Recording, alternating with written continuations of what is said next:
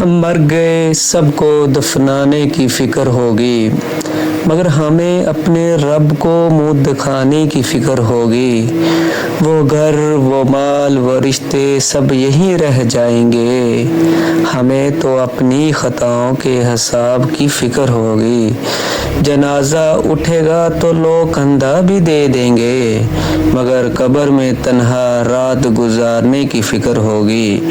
کچھ دیر ہمارا ذکر محفلوں میں رہے گا، پھر سب کو اپنی اپنی کہانی کی فکر ہوگی۔ جو وقت عبادت میں گزر سکتا تھا کبھی، اسی وقت کے ضائع ہونے کی فکر ہوگی۔ اے دل ابھی فرصت ہے، سنبھل جا اور لوٹا، ورنہ کل ندامت اور پچھتانے کی فکر ہوگی۔ نہ دوست کام آئیں گے، نہ کوئی سفارش ہوگی، بس رب کی رحمت اور بخشش کی فکر ہوگی۔